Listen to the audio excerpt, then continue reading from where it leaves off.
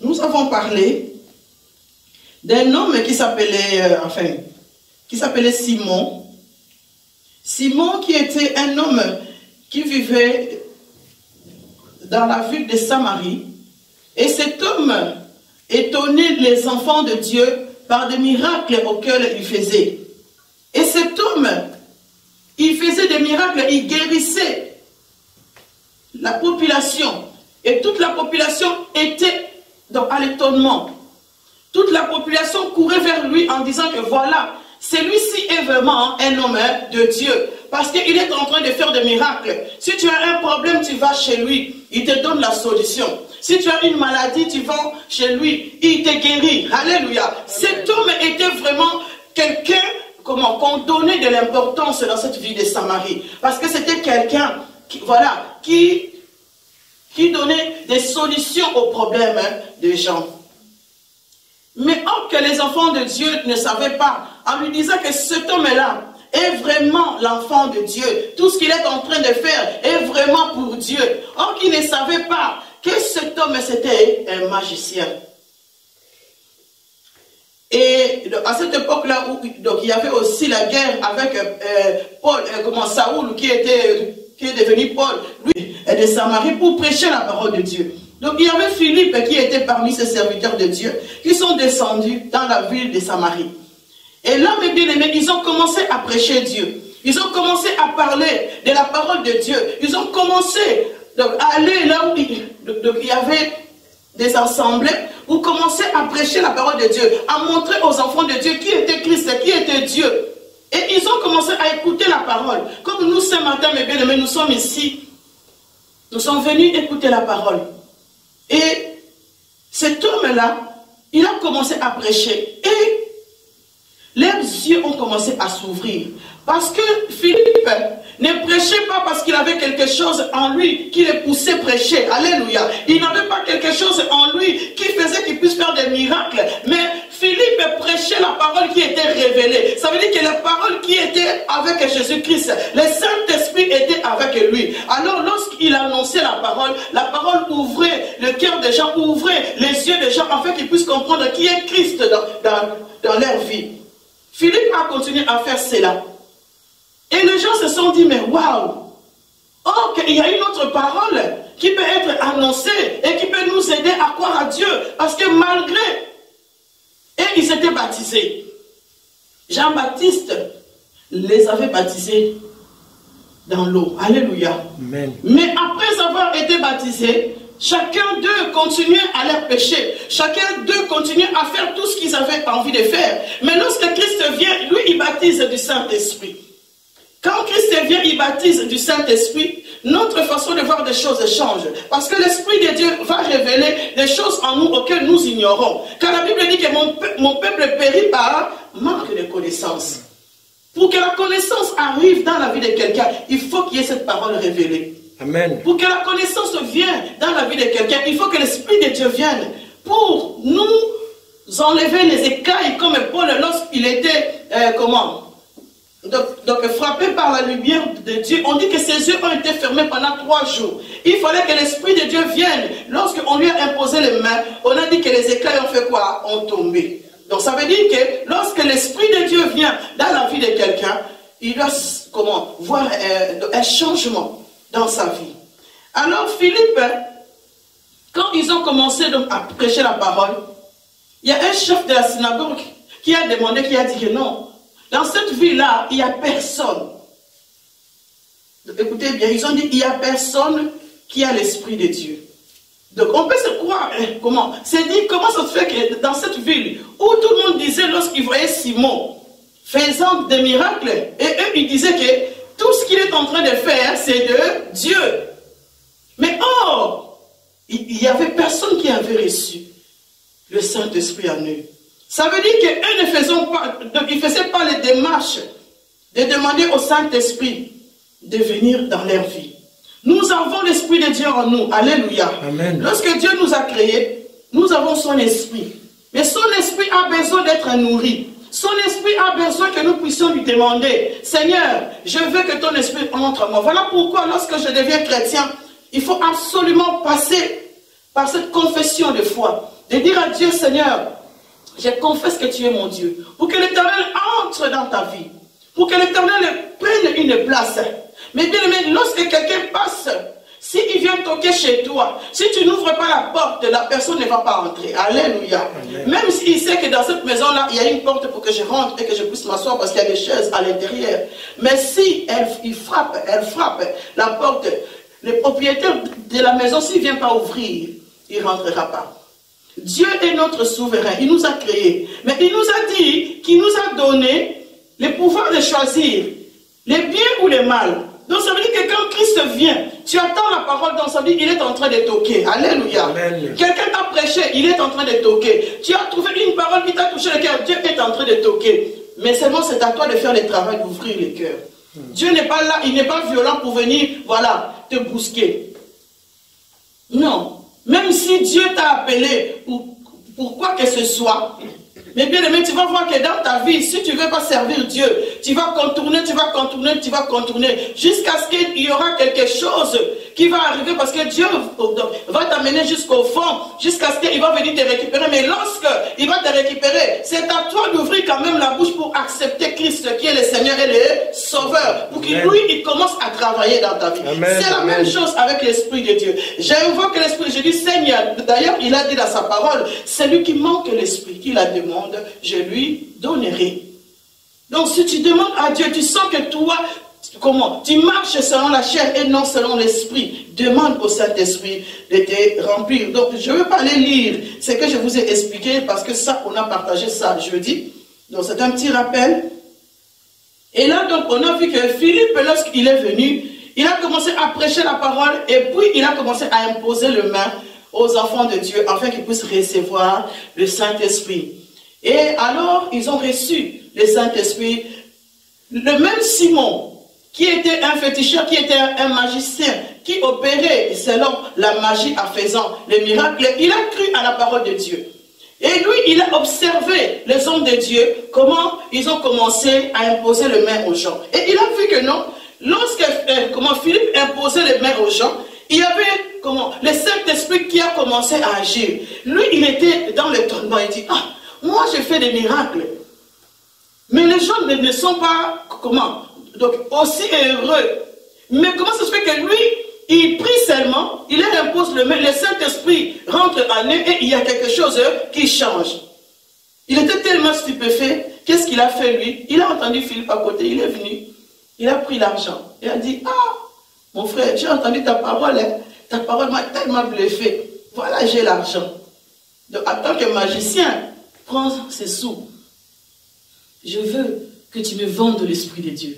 Si tu me vends le Saint-Esprit, moi aussi, je ferai des miracles encore plus que ce que je fais. Donc cet homme a pu savoir que Christ est le souverain. Alléluia. Amen. Celui qui a Dieu fait plus de miracles.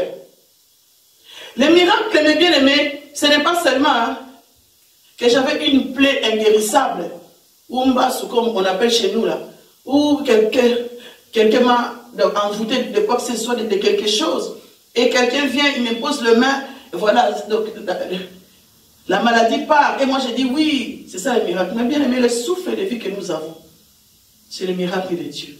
Amen, amen, amen. C'est le miracle de Dieu. Si Dieu décide en l'instant même de ôter le souffle à quelqu'un, la vie est finie. Amen. Moi j'ai vu des personnes bien aimées, 5 minutes à peine j'étais avec eux, je retourne 2 minutes après, ils ne sont plus là. Assises sur leur chaise, on a parlé. Mais je reviens, après 2 minutes à peine, ils n'étaient plus là. Parce que Dieu, rien que le souffle de vie, le vrai miracle, mes bien-aimés, c'est d'accepter Christ. C'est l'œuvre de la croix. Amen. Et le miracle, parce que Jésus est mort. Et le 3e jour, il est ressuscité. Donc si vous voulez lire cette histoire-là, c'est dans l'Acte des Apôtres, au chapitre 8, et du 9 jusqu'au verset 22. Et vous allez voir que Philippe a dit à cet homme, il dit, va mourir avec ton argent. Alléluia. Ah oui.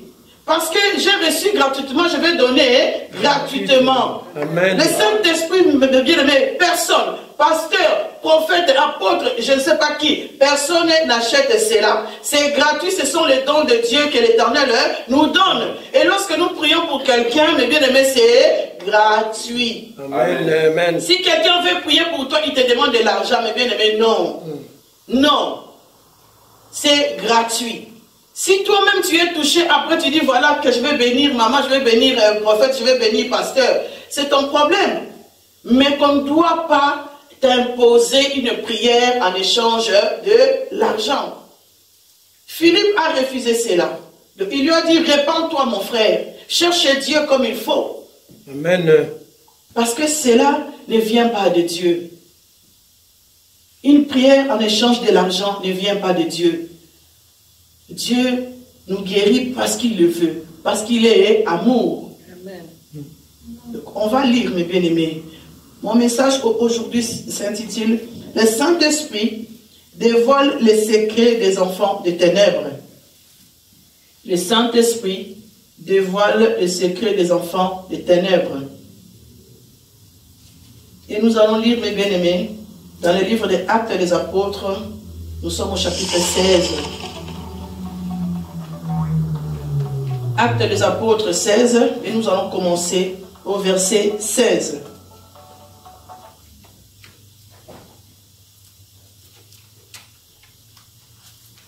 Je lis au nom de Jésus. Comme nous allions au lieu de prière, une servante qui avait un esprit de python et qui en devinant procurait un grand profit à ses maîtres, vint au-devant de nous et s'est mis à nous suivre, Paul et nous. Elle criait, ces hommes sont des serviteurs du Dieu très haut et ils vous annoncent la voie du salut. Elle fit cela pendant plusieurs jours. Paul, fatigué, se retourna et dit à l'esprit, je t'ordonne au nom de Jésus-Christ de sortir d'elle. Et il sortit à l'heure même.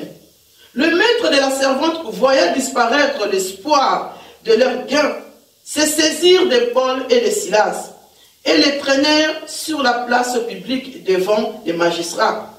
Ils les présentèrent aux prêteurs en disant, ces hommes troublent notre ville. Ce sont des Juifs qui annoncent des coutumes qui ne nous est permis ni de recevoir ni de suivre à nous qui sommes Romains. Donc nous sommes dans Actes des Apôtres 16 et nous avons commencé au verset 16 aussi. Alléluia. Jusqu'au verset 21. Donc ici, mes bien-aimés, nous sommes dans le même chemin auquel ici, nous voyons que des hommes de Dieu continuent à parcourir la ville pour prêcher la bonne nouvelle. Et il y a un temps où on prêche la bonne nouvelle, il y a un temps où il faut aller à la prière. Et ces hommes, donc ils se sont mis ensemble pour aller prier quelque part. Et dans cette ville-là, mes bien-aimés, il y avait une femme. Elle aussi, elle a commencé à crier, à suivre les hommes de Dieu. Parce que, donc c'est sûr que cette femme a écouté leur prédication. Cette femme a vu comment Paul et Silas continuaient à faire le travail de Dieu. Et cette femme, avec un esprit qu'il avait, l'esprit de Python, ça veut dire que c'est un esprit démoniaque, l'esprit satanique qui était en elle, qui devine. Donc c'est comme des femmes qu'on voit dans les rues comme ça, qui te disent, donne-moi ta main, il lit comment ta main pour te dire, voilà, ici, voilà, ta vie sera comme ça, comme ça. Hein? Donc on les connaît, non, ces femmes-là, dans les rues. Voilà, ou bien ils ont l'air point comme ça, ou, parce que maintenant ils sont encore trop forts. Hein. Ils téléphonent, même dans les téléphones fixes, hein. Dans les maisons, ils appellent et disent, oui, moi je suis l'assistante de Intel. Ah oui, pourquoi vous appelez? Ah non, parce qu'il y a une bonne nouvelle que Madame Intel peut te donner. Ah bon, quoi? Donc si tu laisses l'oreille, bien aimé, tu vas écouter les choses. Et pour finir, à la fin, il te dit, donc il faut payer. Et tu payes des minutes, mes bien-aimés, trop cher. Alléluia. Donc ces femmes-là existent partout dans le monde entier. Et même, on voit que même des stars, ils vont consulter ces femmes de bonne aventure.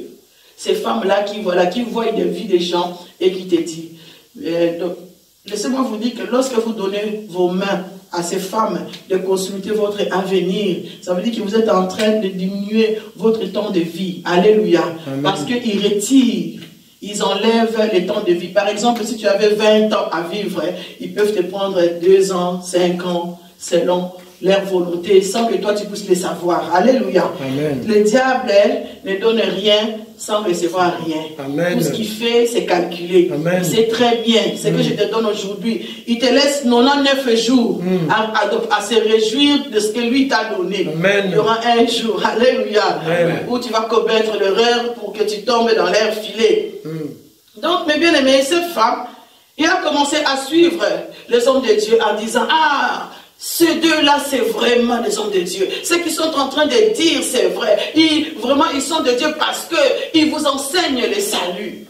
Parmi nous aussi, mes bien-aimés, nous voyons ces gens comme ça qui sont là. Ah non, t'es Mamalou, il est vraiment top. Mamalou, tout ce qu'il fait, c'est bien. Alléluia. Ces gens-là qui commentent, qui sont là vraiment, qui parfois qui inventent. Il sait que son pasteur ne marche pas bien. Il sait que les sœurs ne sont pas bien. Et lui, il est là. Alléluia. Il est là pour inventer des choses, pour dire n'importe quoi. Mais bien aimé, reste sincère. Amen.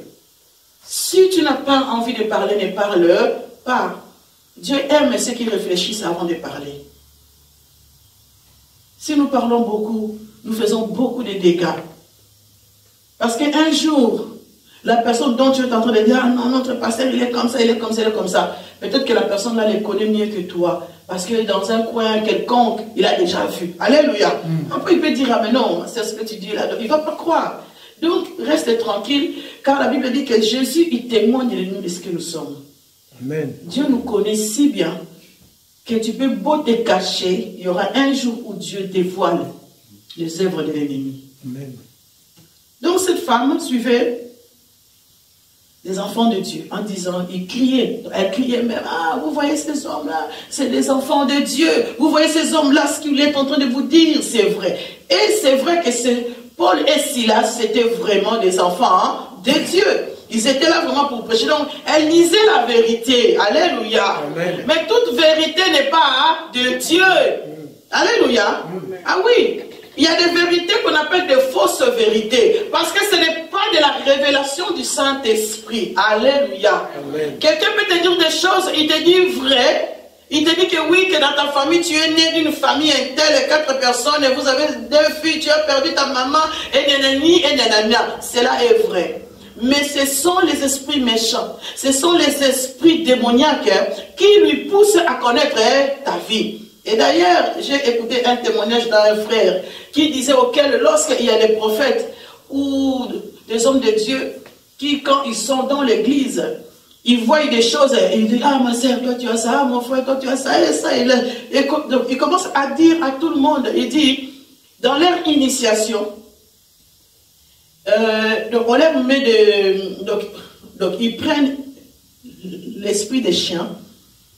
Quand les chiens aboient plusieurs fois dans la journée, donc il a des petites saletés qui sortent de ses yeux ici là, comme on appelle ça, papoti, hein? Donc il sort ici. Alors eux, ils les prennent, ils les mélangent avec des produits et tout ça. Et alors ils mettent dans les yeux des hommes de Dieu là qui veulent voir des choses. Il dit, ça fait mal.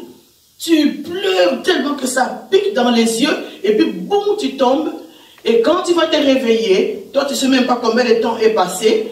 Donc cet esprit-là est rentré en toi. Et puis après seulement, voilà, tu vas commencer à voir. Donc, tu vois un esprit. Parce que souvent, mais quand vous avez des chiens à côté de vous, quand vous attendez parfois pendant la nuit, les chiens qui commencent à aboyer, ça veut dire que les chiens, ils voient les esprits que nous ne voyons pas. Alléluia. Amen.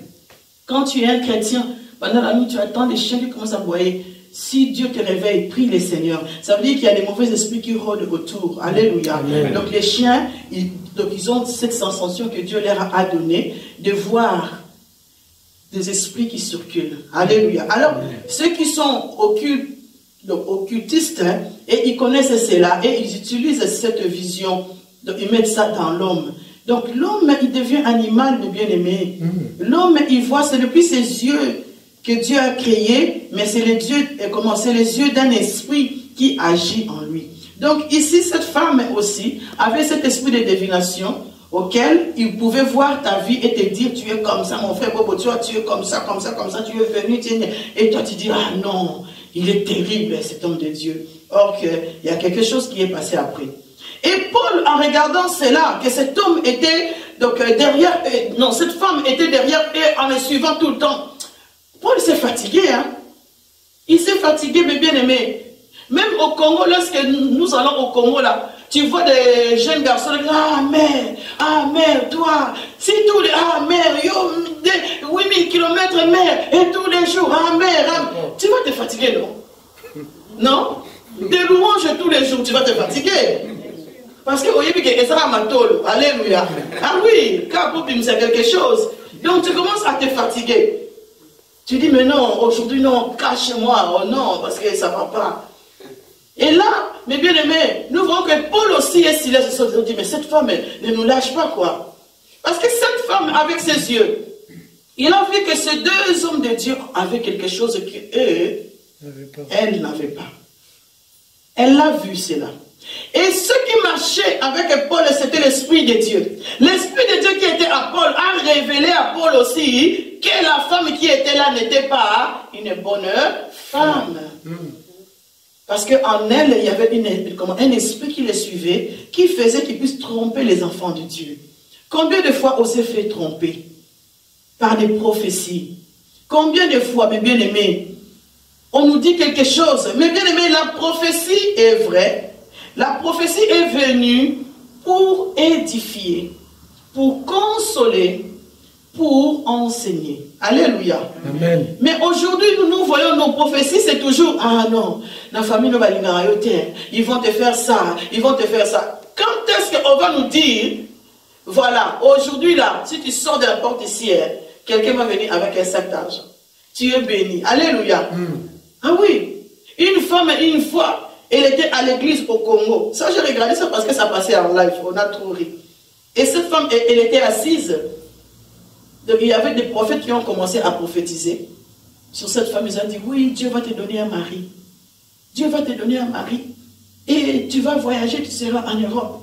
Et ta vie est tellement merveilleuse. Tu vas voir ce que Dieu va faire pour toi. Tu auras des enfants. Ta vie va changer. Cette femme, elle était calme comme ça. Elle a écouté les prophéties. Et tout ça. Ah, gloire au Seigneur, gloire au Seigneur. Et puis à la fin, parce que celui qui prophétisait ne savait pas que cette femme-là était déjà mariée, ne savait pas que cette femme-là venait de l'Europe, ne savait pas que cette femme-là avait déjà des enfants. Alléluia. Ne savait pas tout cela. Donc après le culte, cette femme est allée dire bonjour au pasteur qui le connaissait. Et le pasteur a compris. Il a commencé à dire en live comme ça. Arrêtez avec vos prophéties. Parce que vous ne connaissez pas ce que Dieu dit. Priez, priez comme il faut pour avoir de vraies prophéties pour le peuple de Dieu. Alléluia. C'était trop marrant. Mais bien aimé, Dieu peut nous montrer des choses. Mais il ne montre pas automatiquement ici, si nous sommes je ne sais pas combien. Il commence à dire, ah, c'est réalisé, maman, et tu commences à voir tout le monde. Ah, il y a un temps pour tout. Alléluia. Amen. Il y a un temps pour tout. La Bible dit, ce qui est révélé est à nous, ce qui est caché est pour Dieu. Dieu, il peut voir nos vies, parfois il ne le dit pas. Et les hommes de Dieu, parfois aussi Dieu nous parle des choses. Mais il me dit de ne pas le dire. Et quand Dieu ne me dit pas de le dire, tu peux beau faire tout ce que tu veux. Je peux te voir couler ici. Si Dieu m'interdit de le dire, je ne le dirai pas. Alléluia. Amen. Je prierai pour toi, mais je ne te dirai pas. Si je dis, c'est parce que le Seigneur permet que nous puissions le dire. Donc, Paul, avec l'Esprit de Dieu qui était en lui, il a dit à cette femme, stop! Il a dit, j'ordonne à cet esprit qui est en toi de sortir. Donc, il a chassé cet esprit au nom de Jésus-Christ. Il y a un seul nom, mes bien-aimés, qui est puissant pour chasser les démons. C'est le nom de Jésus. Alléluia. C'est le nom de Jésus. Normalement, nous, en tant que chrétiens, Dieu nous interdit de juger. Dieu nous interdit, comment? De faire mourir quelqu'un. Dieu nous interdit tout cela. Lorsque parfois nous prions moto, que tu sois brûlé et tout ça. Alléluia. Parce que en sachant que quand toi tu es en train de brûler quelqu'un, donc ça veut dire que tu es en train de le faire mourir, oui ou non? Oui. Dieu, il veut que cela reste pour lui. Dieu est miséricordieux. Il est capable, lui seul, à chasser les démons. Donc il a dit, chassez les démons et il fuira loin de vous. On les chasse, il part. Parce que lui, il vient seulement influencer notre vie. Mais il ne vient pas là pour habiter, parce qu'il n'a pas la force d'habiter en nous. Amen. Il vient seulement nous influencer.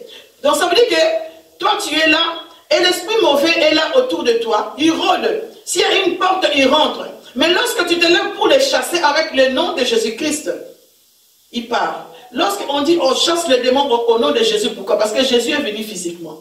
Alléluia. 100% homme sur terre.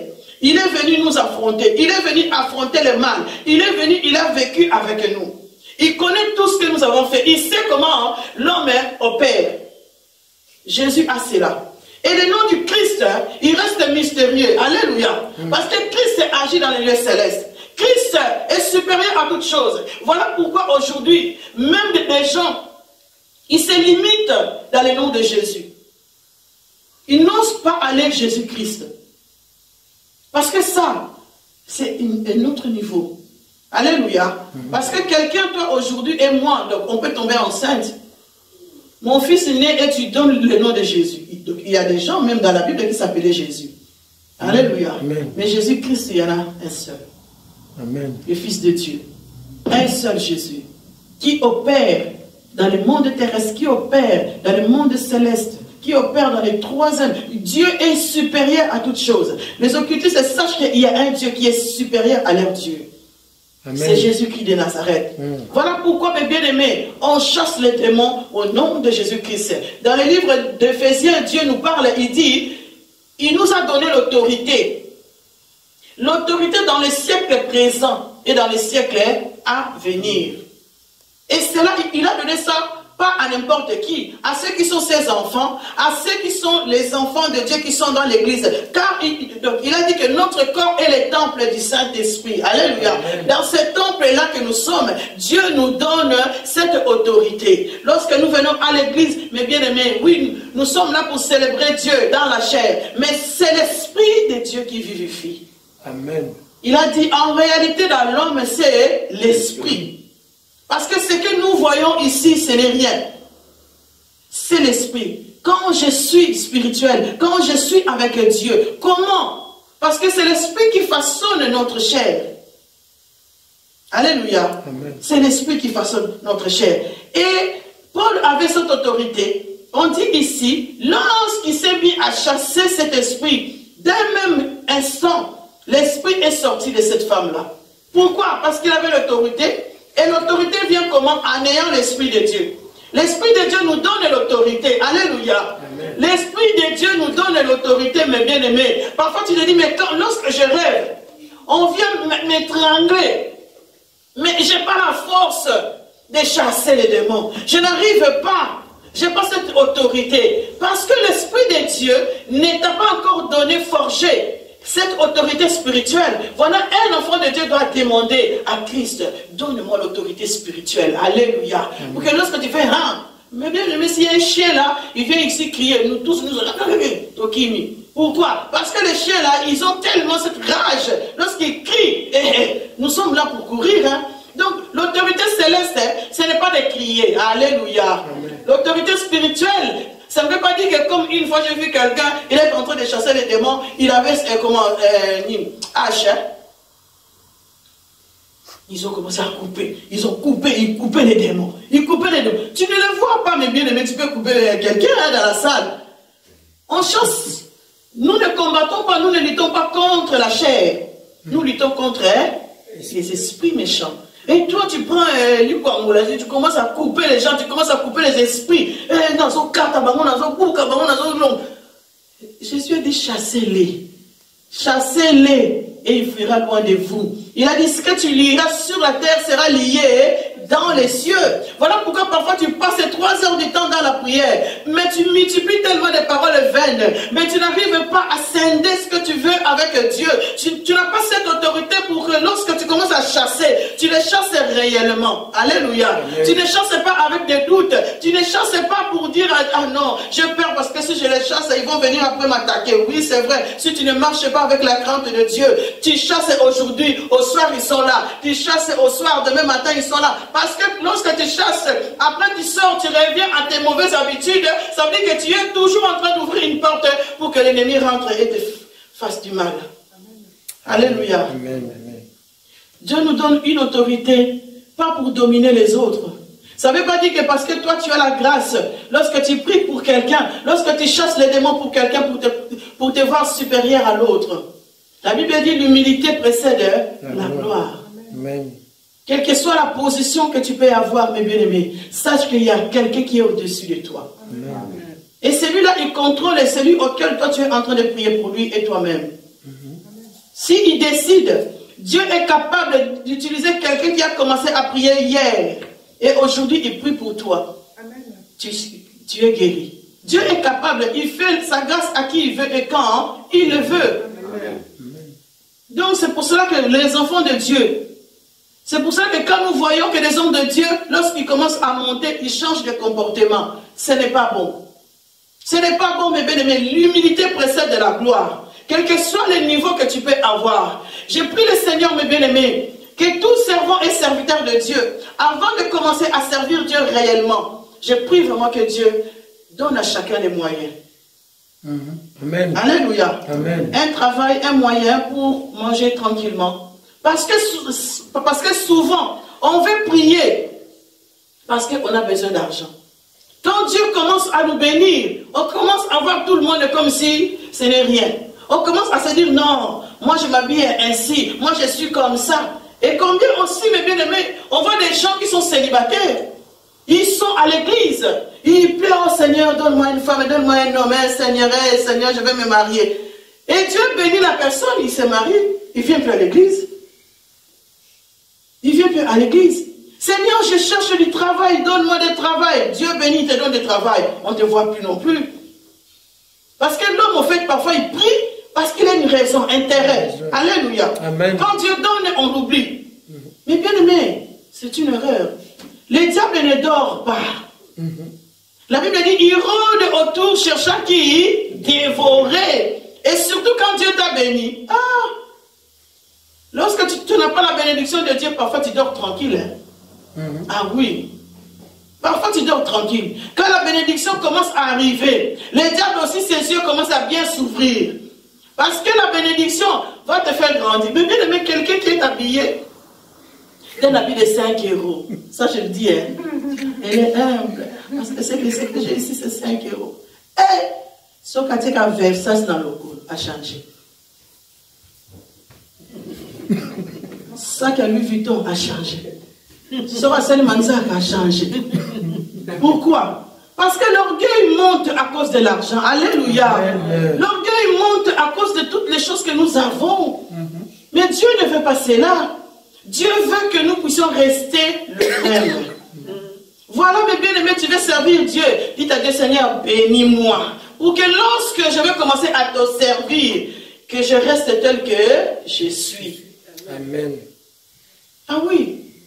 Et on va toucher au gris-gris. Pourquoi? Parce qu'on veut dépasser l'autre. Mon église est comme ça. Non, je veux que mon église dépasse l'autre église. Mais bien aimé, qu'est-ce que tu en sais? Dieu donne le don à qui il veut et quand il veut. Amen. Il y a des églises qui vont prospérer comme Dieu le veut. Il y a des églises où il y a la foule. D'ailleurs, Dieu n'est pas dans la foule. Amen. Oui. Mais bien aimé, ça ne veut pas dire que si cette église est remplie jusqu'à là-bas, cela veut dire que Dieu est ici. Il ne faut pas croire à cela. Dieu est là où il veut qu'il soit. Amen. Dieu est là où on craint son nom. Dieu est là où le Saint-Esprit demeure et qu'il agit. Amen. Dieu est là où nous voulons prier, là où il y a la vie de prière, et que les enfants de Dieu obéissent à la parole de Dieu. Car la Bible dit l'obéissance vaut mieux que les sacrifices. Je me sacrifie pour venir à l'église, mais si je n'obéis pas à la parole de Dieu, ce que je fais est vain. Amen. On doit obéir à Dieu. On doit regarder ce que nous faisons pour que Dieu soit avec nous. Et on dit, mes bien-aimés, pendant que Paul a chassé cet esprit dans cette femme, le maître qui dirigeait sa vie, parce que, mes bien-aimés, tout occultiste a son maître. Il va prendre des choses chez l'autre. L'autre vient, il te donne et il te contrôle. Alléluia. Parce qu'il ne dévoile pas tout. Il cache toujours quelque chose. Et ils ont senti directement qu'il y avait quelque chose qui s'est retiré dans le corps de cette femme. Et ils étaient fâchés. Ils ont dit, ah non, là où on prend de l'argent, c'est fini pour nous. On ne pourra pas, donc encore œuvrer. Parce que cette femme a été délivrée, on peut dire cela. Alléluia. L'esprit est sorti. Ça veut dire que cette femme a été délivrée. Et ils étaient fâchés. Ils se sont mis en groupe. Ils ont dit, non, non, non, non, non. On doit faire périr ces hommes de Dieu là.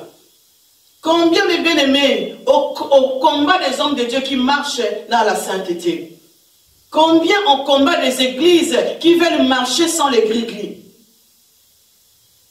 Des hommes de Dieu parfois se mettent en groupe, en place, ensemble, pour détruire celui qui veut servir Dieu.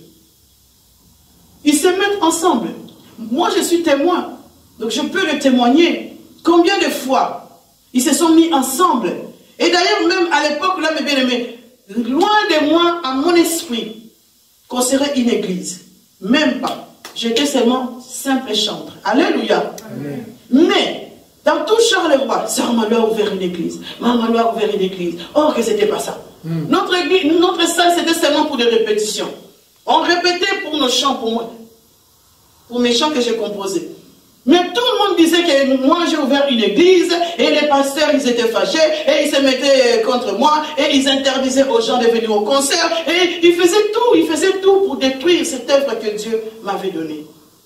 Comment les enfants de Dieu peuvent avoir cette haine pour l'autre? Alléluia. Amen. Tu es dans l'église, comment tu peux haïr ton prochain? Mais bien aimé, je suis devant vous. Mais ici dans la salle, Dieu a mis des dons et des talents. Amen. Ça veut dire que ici, moi je suis là, mais nous sommes l'église. Dans l'église, il y aura auquel Dieu va élever l'autre pour être prédicateur, Dieu va élever l'autre pour être... Je dois me réjouir de cela. Amen. Amen.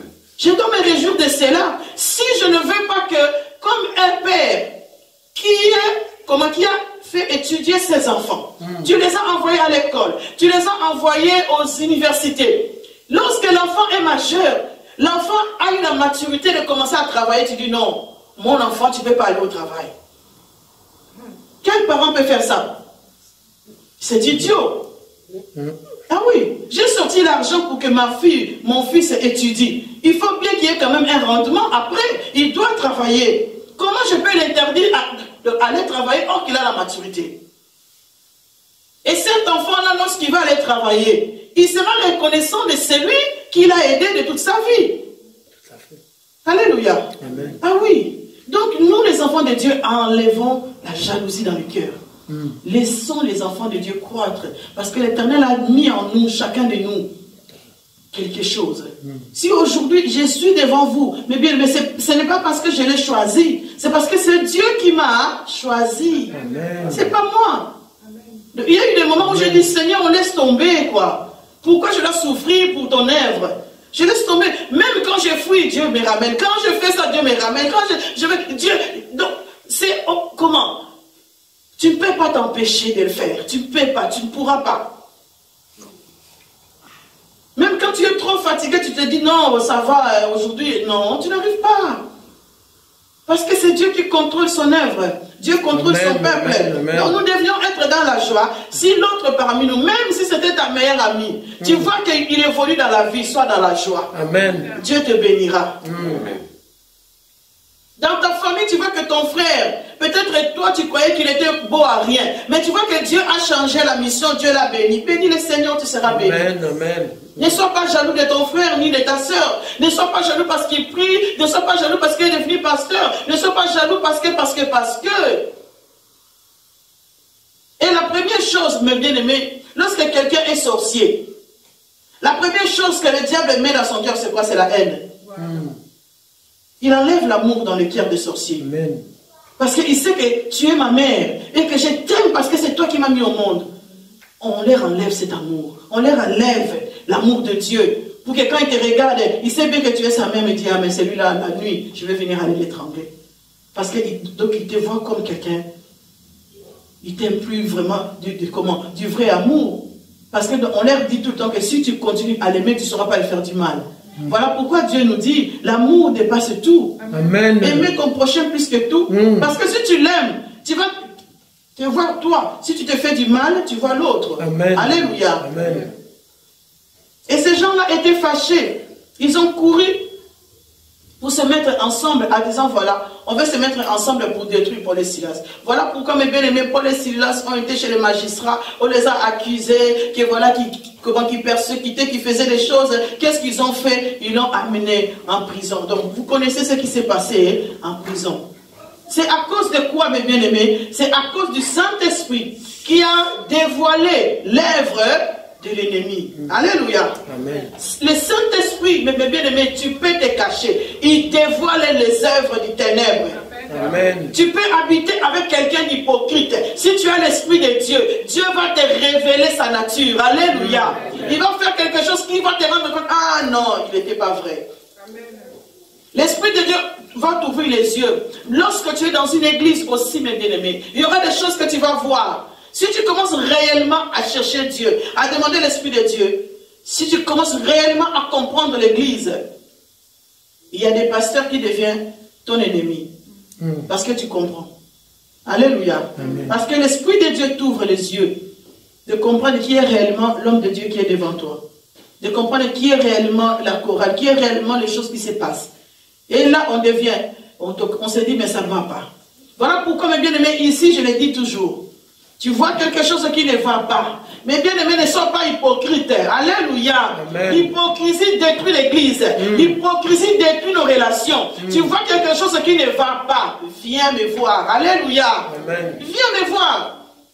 Nous sommes des miroirs, mes bien-aimés. Nous sommes des miroirs. Tu viens, tu dis, maman, regarde, j'ai remarqué ça, ça, ça. On va te donner l'explication. On va te donner l'explication.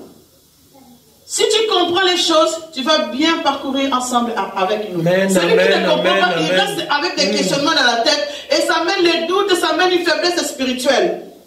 Alléluia. Amen. On n'est plus bien parce que moi je connaissais un frère. Lorsqu'il arrivait à l'église, il rentre comme ça. Ah, il regarde au fond. Ah, c'est elle qui préside ou c'est lui qui préside. Il sort.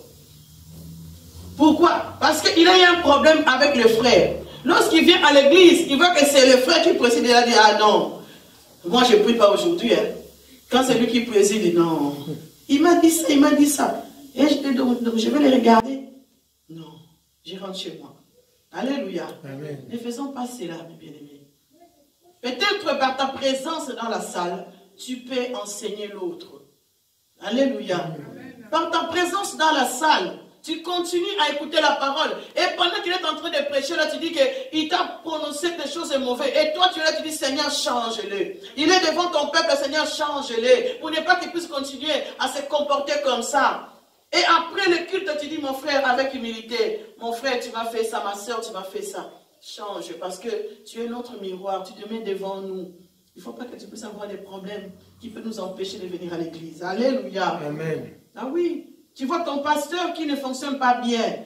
Viens, maman, ah, il y a quelque chose que tu m'avais dit, tu m'avais fait ça, ou je ne sais pas moi. Parce que souvent, mes bien-aimés, pendant la prédication, les choses sortent. Et il y en a qui sont là, ils disent, ça, c'est il parle contre moi. Hein. Alléluia. Oui. Ça, il parle contre moi. Mais non, mes bien-aimés, on n'est pas là. Nous ne pouvons pas juger les gens. Amen. Non. Ne jugez point, laisse à Dieu faire sa part. Amen. Enseignons la parole de Dieu, partageons la parole de Dieu et laissez Dieu faire son travail. Nous, si tu as quelque chose, arrange avec ton prochain. Et prie pour la personne auquel tu vois qu'il pleure, il n'est pas bien. J'ai béni Dieu et mon frère amour de te voir aujourd'hui. J'avais pas tellement le temps de débarquer chez toi cette semaine. Alléluia. Amen. Ah oui. J'avais pas le temps lorsqu'on m'a dit, j'ai dit, mes frères amour, je ne le vois pas et tout ça. On m'a dit, ah non, frère amour, nous avons pleuré le Seigneur. J'ai dit, je vais proclamer, Seigneur, lorsque je vois dimanche, frère amour, franchir cette porte, Seigneur, je vais proclamer tes merveilles. Donc je l'ai dit haut et fort devant tout le monde. Je bénis les Seigneurs pour ta présence ce matin. Amen. Alléluia. Amen. Oui. La Bible dit, si l'un parmi nous est dans la souffrance, priez. Priez. Tu ne vois pas ton frère, tu ne vois pas ta soeur, ça te fait ni chaud ni froid. Il y a quelque chose qui ne va pas. Il est où l'amour? Il est où l'amour? L'amour partage tout. Mais bien aimé, à celui qui n'a pas l'Esprit de Dieu qui les demande. Parce que l'Esprit de Dieu va nous donner la capacité d'aimer l'autre, la capacité de voir, même dans nos familles. Tu as l'Esprit de Dieu, Dieu va te montrer que non, celle-là, fais attention. Avec l'autre, marche comme ça. Même entre frères et sœurs, tu as l'Esprit de Dieu.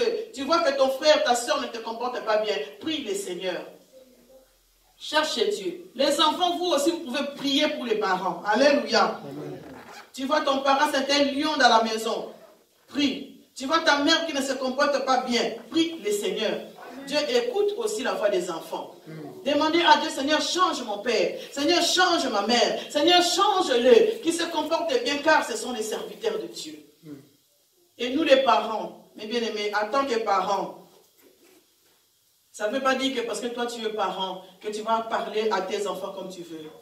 Ça ne veut pas dire que parce que tu es parent, que tu vas tout le temps manquer de respect à tes enfants. Le respect est réciproque. Alléluia. Si tu engueules tout le temps l'enfant, si tu lui parles mal, ne t'étonne pas que l'enfant te réponde comme toi tu lui parles. Parce qu'il va voir que ça. Il va connaître que ça. Il va te rendre ce que toi tu lui donnes. Alléluia. Après on dit que tu es impoli, mais l'impolitesse a commencé par toi. Si tu lui parles avec respect, il te parlera avec respect. Si tu l'enseignes avec respect, l'enfant va te respecter. Et si vraiment l'enfant ne te respecte pas, parce qu'il y a des enfants aujourd'hui, mais qui ne reflètent pas l'image non plus de leurs parents. Alléluia. Parce qu'ils ont été prendre quelque chose dehors. Et nous bénissons le Seigneur pour tout ce que le Seigneur fait pour nous. On va se mettre debout, mes bien-aimés, pour prier de ce que nous avons écouté. C'est lui qui a été touché, qui a écouté la parole de Dieu. Va prier pour dire à Dieu, Seigneur, j'ai besoin de toi. Aide-moi. Esprit de Dieu, amène la révélation dans ma vie.